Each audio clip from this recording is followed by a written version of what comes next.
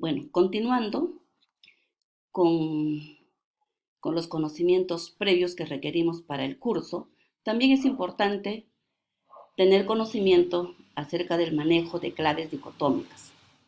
¿Qué vienen a ser las claves dicotómicas? Las claves dicotómicas vienen a ser herramientas que nos permite identificar diferentes taxones, ¿no? Podemos identificar clases, subclases, órdenes, familias, géneros, especies, etcétera y etcétera. Pero ¿qué cosa es lo que tenemos que tomar en cuenta para la determinación de las especies o de las familias? En este caso, por ejemplo, estamos observando una pequeña clave donde vemos algunas familias. La familia Cupressaceae, Ciperaceae, Myricacea, familia Fagaceae y Grassulaceae. Si ustedes se dan cuenta, la terminación CAE se refiere a la familia. Entonces, es una clave para determinar familia.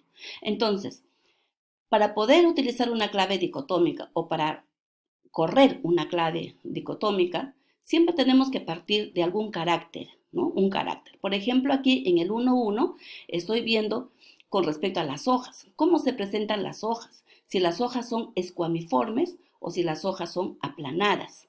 Entonces, cuando decimos que las hojas son escuamiformes, opuestas, por ejemplo, entonces se va a tratar de una familia, como es el caso de las cupresáceas, que en este caso es una gimnosperma, ¿verdad?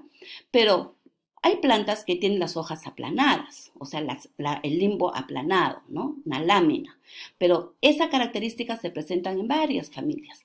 Pero aquí tenemos que señalar quizás alguna característica que tenga las hojas aplanadas, pero a su vez tenga otra característica. En este caso estamos tomando en cuenta, por ejemplo, el tallo.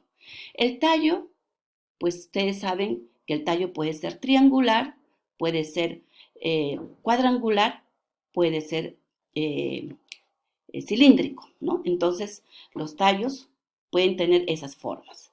Entonces, aquí, por ejemplo, estamos viendo que están tomando en cuenta justamente la forma, ¿no? Si el tallo es triangular o trígono o si el tallo es cilíndrico. Entonces, cuando es triangular, miren, ¿no?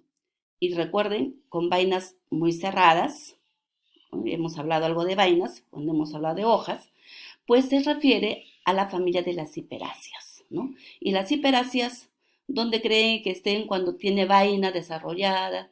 Entonces está en el grupo de las monocotiledóneas, ¿eh? O liliópsidas. Y así podemos seguir haciendo la corrida de la clave dicotómica para poder encontrar, ¿no?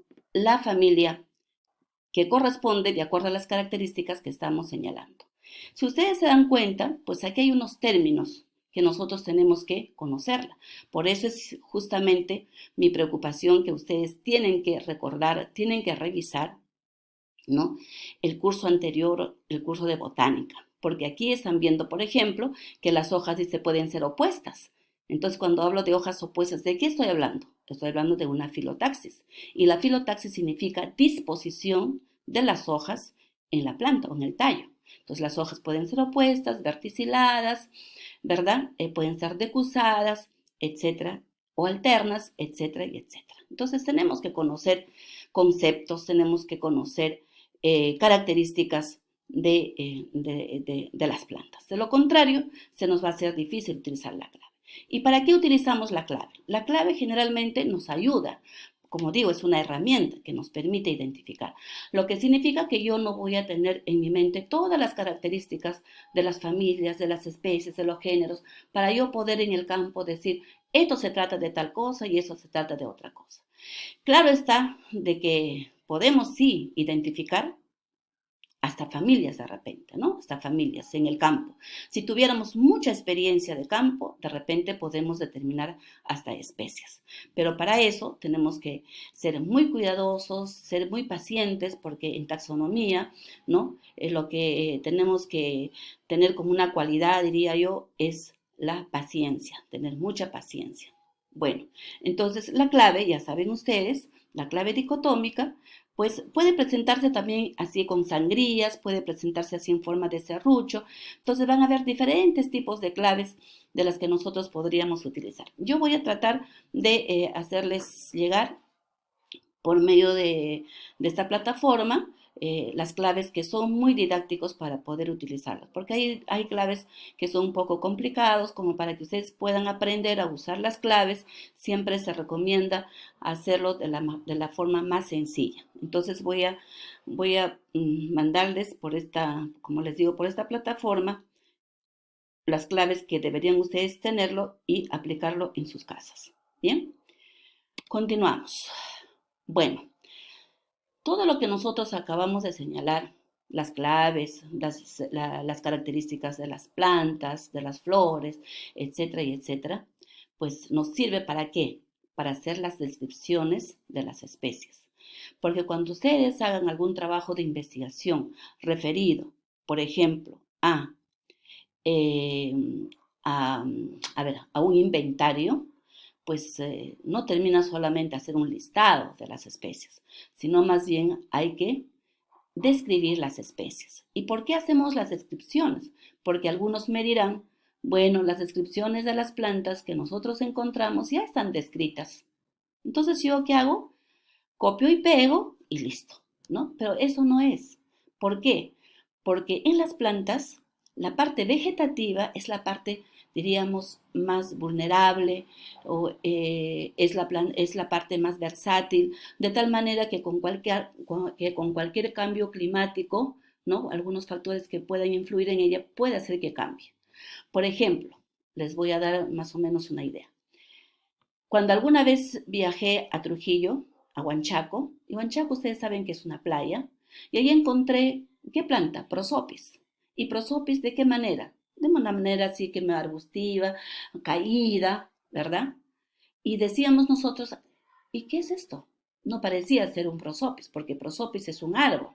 Pero ¿qué pasa? Se había acomodado a otro medio. ¿Para qué? Para que pueda sobrevivir. Por eso nosotros decimos que los seres vivos se adaptan. ¿Y por qué pudimos reconocer que era prosopis? Por sus frutos. ¿Ven? Entonces, la parte vegetativa es muy versátil. Por eso es que las características que nosotros tenemos que tomar en cuenta para las descripciones están más basadas en las flores. Pero vamos a ver, por ejemplo, vamos a hacer una descripción de esta planta que se encuentra aquí, pero sin antes señalar qué es lo que tenemos que tomar en cuenta para las descripciones. En las descripciones tenemos que tomar en cuenta el hábito de la planta, el hábito o porte de la planta. Y cuando yo digo hábito o parte de la planta, me estoy refiriendo a que si son plantas herbáceas, si son plantas arbustivas, si son plantas arbóreas o si son lianas o bejucos. ¿Ven? Entonces, ese es el hábito o el porte de la planta. De allí tengo que empezar a describir las especies. Luego, ¿qué sigue? El tallo. Ya hemos visto algo con respecto al tallo en las diapositivas anteriores. Cuando hablamos de tallo, ya ven ustedes que podemos ver si de repente tiene el tallo triangular, cuadrangular, cilíndrico, si el tallo tiene púas, tiene espinas, tiene pelos. Entonces, todas esas características las tenemos que tomar en cuenta. Luego vemos las hojas. Y cuando hablamos de las hojas, tenemos que ver, por ejemplo, si las hojas son simples, son compuestas, qué forma tienen las hojas, si son pecioladas, no son pecioladas, ¿se dan cuenta? Si tienen pelos en el haz, en el envés, dónde se encuentra en mayor proporción, pues todo eso lo tenemos que tomar en cuenta. Y luego vamos a ver las flores. Y cuando hablamos de flores, ya hemos visto, ¿no? En la lámina anterior, donde tenemos que tomar en cuenta, pues, si las flores son simples, son compuestas, si son heteroclamidias, si son homoclamidias, si son unisexuales, bisexuales, monoicas, dioicas. Entonces, todo lo que corresponde a las flores. Entonces, aquí tenemos que vamos a ver justamente, aquí tenemos flores que vamos a ir describiendo. Y luego también tenemos que conocer los frutos, ¿no? Entonces, por eso es justamente la necesidad, la urgencia que ustedes tienen de recordar, ¿no? Acerca de los frutos, de los tipos de frutos. Porque tanto los tipos de frutos como las flores, las hojas, etcétera y etcétera, nos permite de alguna manera, pues, tener ya alguna idea de la familia que podría ser, ¿no? Entonces podemos ya asegurar con un 50, 60, 70, 80%, solamente viendo algunas características, ya sea de la parte vegetativa o de la parte reproductiva, pero generalmente de la parte reproductiva. Entonces, eso es lo que nosotros tenemos que tomar en cuenta. Por ejemplo, vamos a ver esta planta y vamos a describir la planta, tomando en cuenta todas estas características que acabamos de señalar. Entonces, si decimos acerca del hábito de esta planta, ¿qué podemos decir? Que esta es una planta herbácea, ¿verdad? Una planta herbácea, si yo veo el tallo, quizás el tallo sea angular, no se ve bien, o puede ser cilíndrica, entonces hay que revisarlo haciendo cortes inclusive en los tallos. Si es algo cilíndrico, entonces nosotros podríamos decir de que, el tallo justamente es cilíndrico. Si yo hago un corte y sale algo triangular, entonces yo diré que justamente el tallo es triangular. Entonces podemos también decir qué tipo de tallo de acuerdo a su forma. Pero también podemos decir en tallos si son simpódicas, si son monopódicas, ¿verdad? Si tienen púas, no tiene púas. Entonces aquí nosotros podemos decir que este tallo es, hemos dicho, ¿no? Es herbáceo, ¿no? Aquí estamos viendo que es monopódico, ¿no? No estamos viendo mayor, diríamos, ramificación, de repente por su base, por eso es importante tener en cuenta algunas características in situ, ¿no? Porque a veces nosotros cortamos una rama florífera para nuestra descripción, pero tenemos que tomar en cuenta algunas características en campo. Entonces, en campo de repente esta es ramificada, ¿no? Es un tallo ramificado. Entonces, pues eso lo tendríamos que completar con la información que yo traiga de campo. Bueno, seguimos con las hojas. ¿Qué podemos hablar de las hojas? Las hojas aquí, por ejemplo, son simples y pecioladas, ¿no? Tienen estípulas. Las estípulas son unas pequeñas hojitas delgadas que están en la base de las hojas. Eso, por ejemplo, tiene carácter taxonómico, de tal manera que sí lo tenemos que tomar en cuenta. Después el limbo, ¿cómo es el limbo? El limbo es palmati-lobulado, ¿ven? Podemos tomar esa característica. Luego podemos ver si el pelo tiene pubescencia o no tiene pubescencia. De repente, en el envés de las hojas, puedo yo ver algunos pelos. Entonces, eso lo miramos al estéreo o lo miramos al microscopio, de tal manera que podemos decir qué tipo de pelos presenta, ¿no? Bueno, seguimos con las flores. Aquí las flores, ¿qué podemos decir? Si nosotros observamos aquí la flor, es una flor heteroclamidia, tiene simetría actinomorfa, ¿no? Y hemos dicho ya que es heteroclamidia, tiene los sépalos libres, ¿verdad?